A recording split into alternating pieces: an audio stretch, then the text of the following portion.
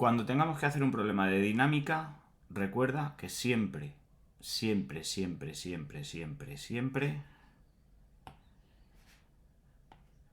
hay que hacer un esquema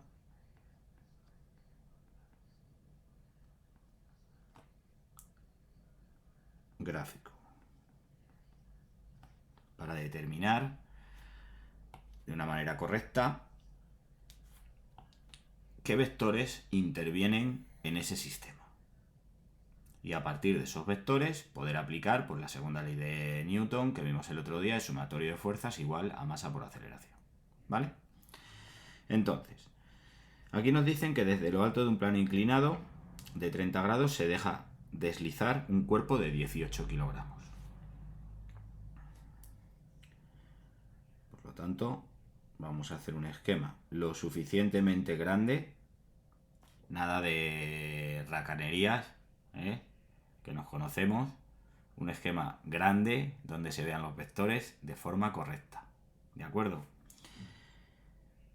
Aquí tendríamos el ángulo de 30 grados y aquí situado el objeto que tenemos. Dentro del esquema tenemos que colocar los ejes de coordenadas, un eje que sería el eje horizontal, siempre tiene que ser paralelo al eje de movimiento y el otro eje perpendicular al eje del movimiento. Y procuramos colocarlos en el centro de masas del objeto. ¿Vale? Y ahora, como nos dicen que el cuerpo se desliza, este cuerpo lo que va a presentar va a ser un primer vector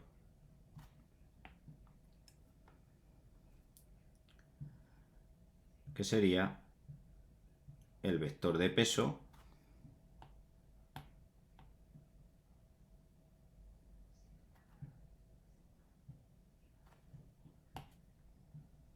que siempre va a ser vertical y hacia abajo. Entonces este sería el vector peso. Y de momento ya hemos terminado con todos los vectores que intervienen en ese movimiento, porque no nos dicen que haya una fuerza que impulse el objeto, no nos dicen que exista un coeficiente de rozamiento, no nos dicen que exista nada más. ¿Vale? Entonces, una vez que tenemos el esquema gráfico, se realiza el planteamiento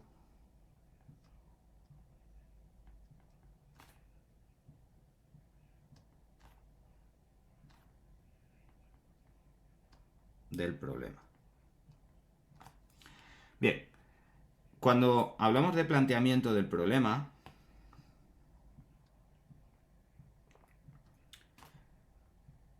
planteamos el problema.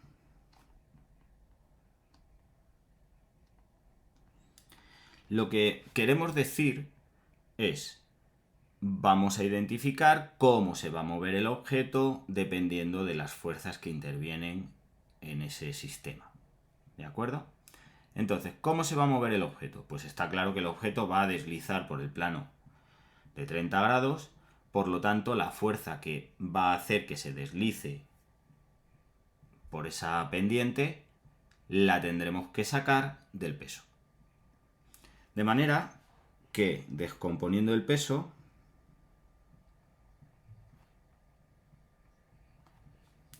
se va a generar un peso en el eje de deslizamiento, una componente en el eje de deslizamiento y otra componente en el eje perpendicular al deslizamiento. Esta sería el P sub I y esta sería P sub X, vectorialmente hablando. Cuando tenemos un plano inclinado, debemos acordarnos que el ángulo que forma el plano inclinado ese ángulo de ahí corresponde con el ángulo que forma el vector peso con la vertical. Por lo tanto, primero descomponemos el peso.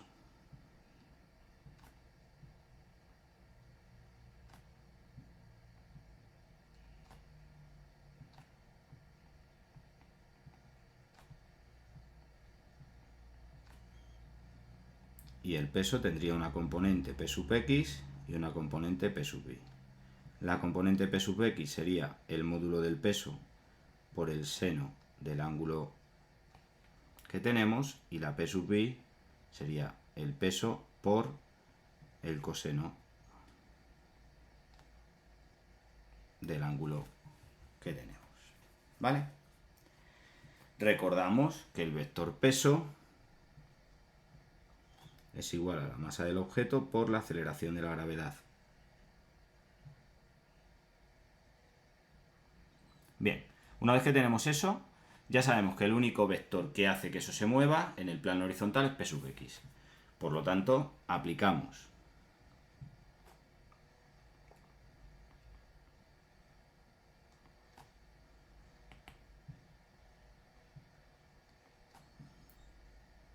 la segunda ley de Newton,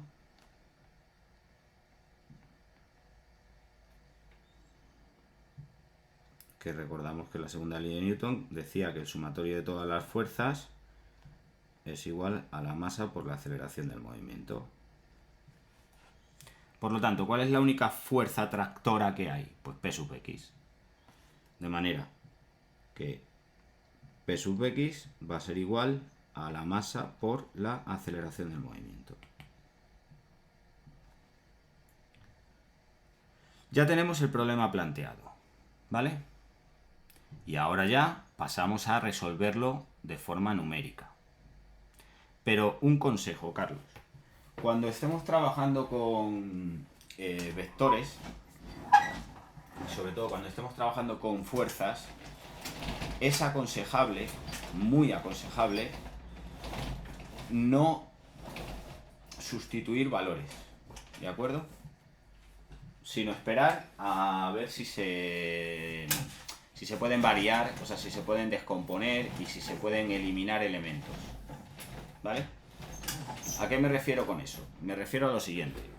Si yo planteo la segunda ley de Newton, lo que tendríamos sería que el peso por el seno de 30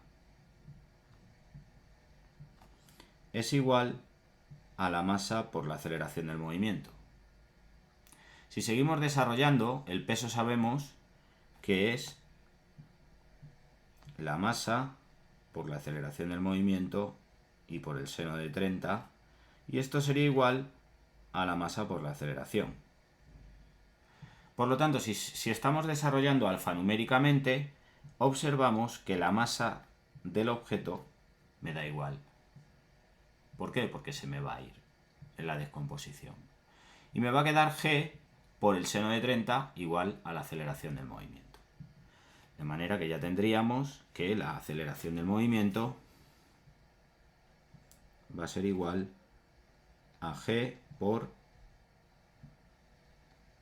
el seno de 30. Y si recordamos los ángulos elementales que llevamos mes y medio comentando, pues vamos a tener que el seno de 30 vale 1/2 y que la aceleración del movimiento sería la mitad de la aceleración de la gravedad. La mitad de g, 1/2 de g. ¿Vale? Bien. Y ahora, una vez que ya tenemos hecho esto, podemos pasar a ver qué me preguntan. En el apartado A del problema nos están indicando que determinemos la fuerza responsable de que se deslice. Bueno, pues la fuerza responsable de que esto se deslice es P sub X, que sería igual a la masa por la gravedad y por el seno de 30. O sea, a 18 por 9,8 por 1/2. A 9 por 9,8. ¿vale? Y 9 por 9,8 son 88,2 newtons.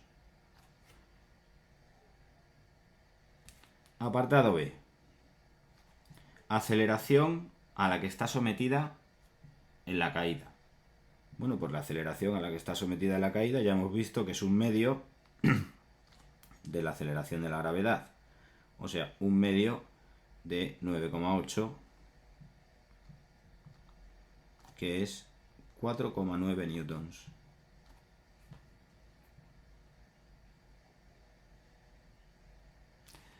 Apartado C del problema. Longitud del plano sabiendo que tarda en bajar 6,9 segundos. Pues no tengo ni idea, ¿vale? Pero ni pajolera idea. ¿Qué ocurre? Pues que el otro día explicábamos que cuando nosotros tenemos un movimiento en dinámica, ese movimiento en dinámica está directamente relacionado con un movimiento cinemático, es decir, con el estudio cinemático. El estudio dinámico siempre se relaciona con el estudio cinemático. Y aquí lo que nos están diciendo es que el plano inclinado tarda en recorrerse 6,9 segundos. Por lo tanto, la primera pregunta, ¿es un movimiento rectilíneo? Sí. ¿Por qué? Pues porque el plano inclinado es una recta. Segundo, ¿es un movimiento rectilíneo uniforme o uniformemente acelerado? Pues es uniformemente acelerado porque tiene una aceleración, que aquí he puesto mal las unidades, perdón, tiene una aceleración de 4,9 metros por segundo cuadrado. Por lo tanto, el movimiento es un movimiento rectilíneo uniformemente acelerado. ¿Cuáles son las características de este movimiento? Bueno, pues las características de este movimiento es que este movimiento tenía dos ecuaciones. Una que era la velocidad final es igual a la velocidad inicial más la aceleración por el tiempo, y una segunda ecuación que era que el espacio que se recorría era igual a un espacio inicial si lo hubiera, más la velocidad inicial por el tiempo, más un medio de la aceleración por el tiempo al cuadrado. Este sería el conjunto de ecuaciones que nosotros tendríamos que utilizar para resolver cualquier problema de cinemática. Bien, en este problema de cinemática, en el punto inicial, el punto A, y en el punto final, el punto B, tenemos una serie de características, y es que la velocidad en el punto inicial, la velocidad en A, es 0. ¿Por qué 0? ¿Y por qué sé que es 0? Porque nos están diciendo que se deja deslizar. Entonces, al dejarse deslizar, lo que tenemos es que la velocidad inicial va a ser 0. De manera que en ese punto el espacio inicial también es 0. ¿Por qué? Pues porque parte del punto de referencia. De manera que el conjunto de ecuaciones del movimiento rectilíneo uniformemente acelerado para nuestro ejercicio quedaría de la siguiente forma. La velocidad en b, que sería la velocidad final, va a ser igual a la aceleración por el tiempo, y el espacio recorrido hasta b va a ser igual a un medio de la aceleración por el tiempo al cuadrado. Por tanto, para calcular la longitud del plano sabiendo que tarda 6,9 segundos, para un tiempo de 6,9 segundos, tenemos que el espacio que se recorre sería igual a un medio de 4,9 por 6,9 al cuadrado. Y esto nos da... Perdón. Sí. 6,9 elevado al cuadrado.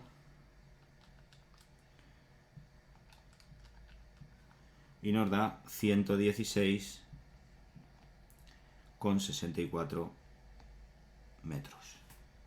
Eso es lo que vale el plano inclinado, el valor de la rampa.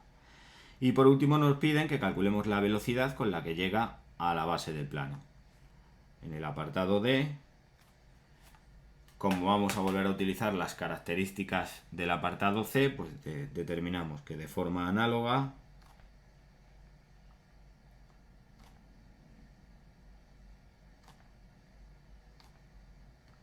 a C, la velocidad en el punto B sería igual a la aceleración por el tiempo, por lo tanto la velocidad en el punto B sería 4,9 por 6,9, que nos da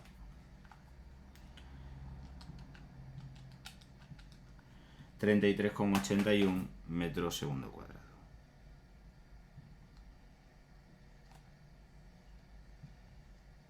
¿Vale? Entonces, en todo problema de dinámica tenemos que entender que nos ponen en la situación de tener que utilizar generalmente la segunda ley de Newton para ver cuál es el sumatorio de todas las fuerzas, y una vez que tenemos eso nos pueden preguntar elementos cinemáticos como la velocidad, como la distancia, dependiendo del tiempo o del factor temporal. ¿Vale? Vamos a coger un segundo ejercicio.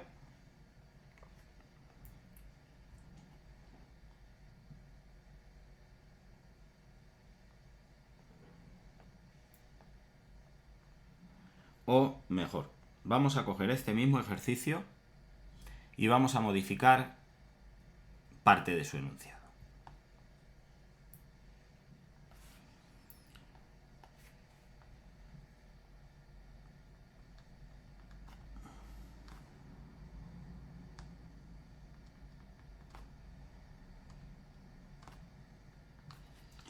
Supongamos ahora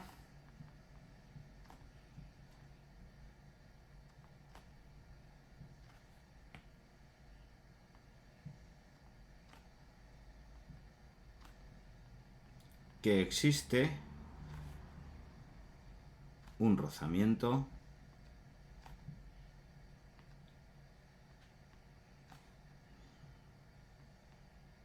entre el cuerpo y la superficie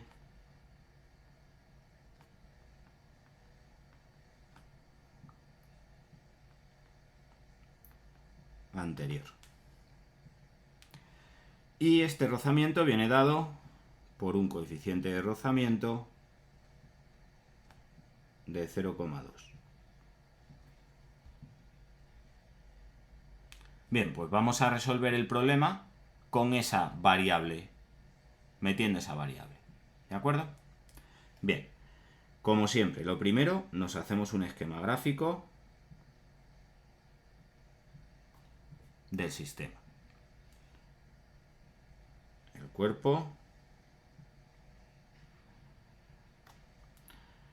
colocamos un eje horizontal de movimiento,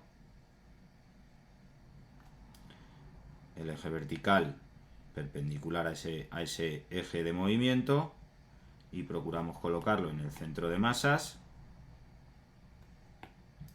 Bien, y ahora seguimos teniendo un peso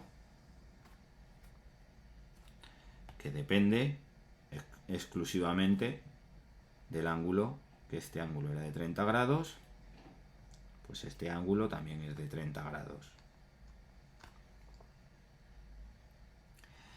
Ese peso genera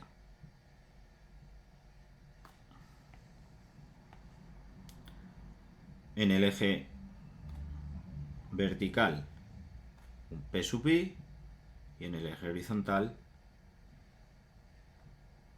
un P sub X.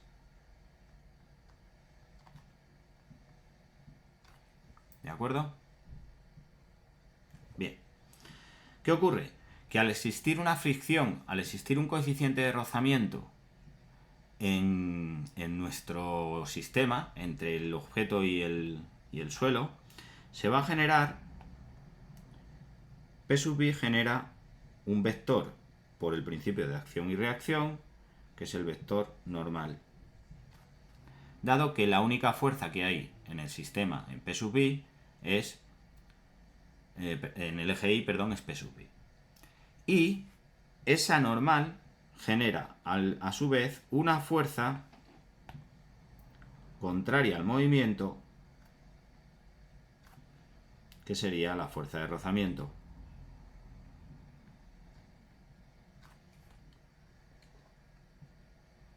Ya tenemos nuestro esquema gráfico hecho. Y además un esquema gráfico que nos permite saber qué fuerzas intervienen en el eje de movimiento. En el eje de movimiento, en este caso, intervienen P sub x y F de R. ¿Vale? Una a favor de movimiento y otra en contra de movimiento. Si el objeto se mueve es porque P sub x es mayor que F de R. Y en el eje Y hemos visto que todas las fuerzas que están en el eje vertical se generan, el sumatorio de esas fuerzas generan una normal. Bien, por lo tanto, determinamos que al aplicar, bueno, primero descomponemos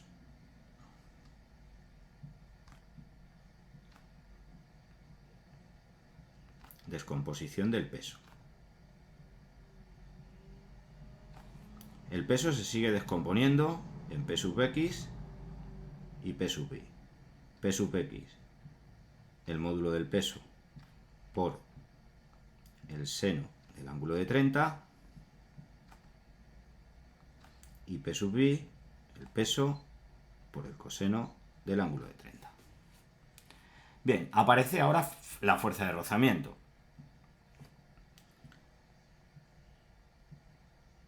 Y la fuerza de rozamiento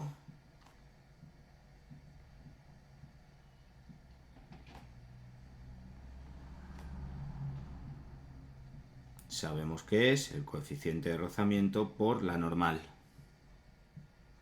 La normal sabemos que es P sub i. Por lo tanto, la fuerza de rozamiento sería igual al coeficiente de rozamiento por P sub i. Bien, determinamos ahora la segunda ley de Newton.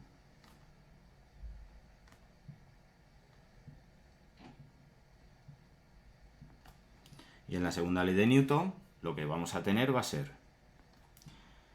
fuerzas, que el sumatorio de todas las fuerzas presentes en el sistema va a ser igual a la masa por la aceleración. ¿Qué fuerzas están presentes en el sistema? Pues fuerzas a favor de movimiento, P sub x. Fuerza en contra de movimiento, fuerza de rozamiento. Y esto tiene que ser igual a la masa por la aceleración del movimiento.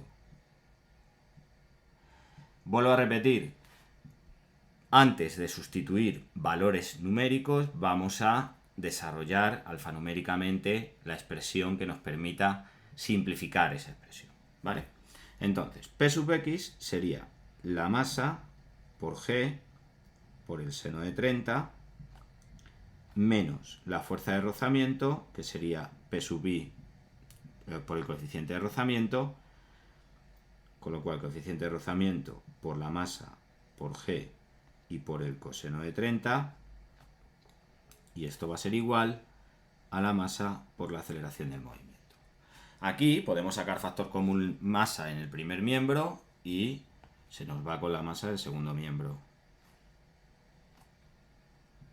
Por lo tanto, ya tenemos una solución para nuestra aceleración o para la aceleración del movimiento.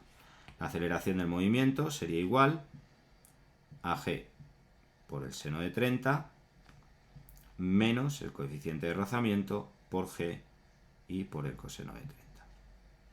¿Vale? Ya tendríamos la aceleración del movimiento. Y ahora, apartado A del problema. En el apartado A del problema nos pedían que determináramos la fuerza responsable de que se deslice. Bueno, pues en este segundo caso, la fuerza responsable del deslizamiento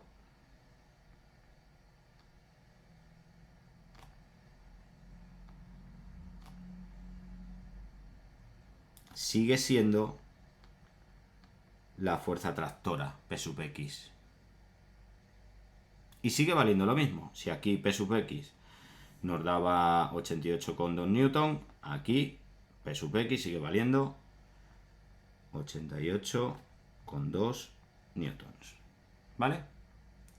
Segundo, apartado B, aceleración del movimiento. Pues la aceleración del movimiento sería 4,9 menos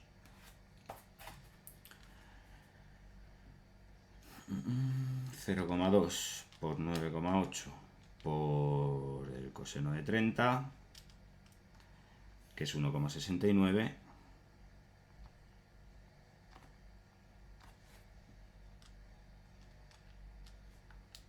y nos da 3,2 metros segundo cuadrado. Y ahora en el apartado C y D volvemos a lo mismo. Vamos a tener un movimiento rectilíneo uniformemente acelerado con una velocidad inicial nula, con un espacio inicial nulo, por lo tanto vamos a tener que utilizar que la velocidad en v va a ser igual a la aceleración por el tiempo y que el espacio recorrido va a ser igual a un medio de la aceleración por el tiempo al cuadrado.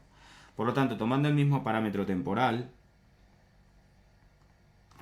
para un tiempo t de 6,9 segundos,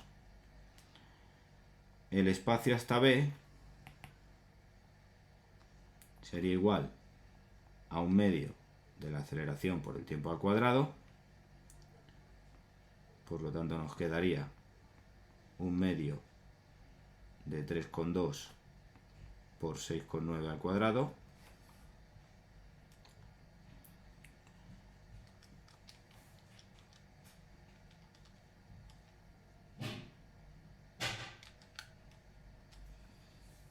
que nos salen 76,18 metros.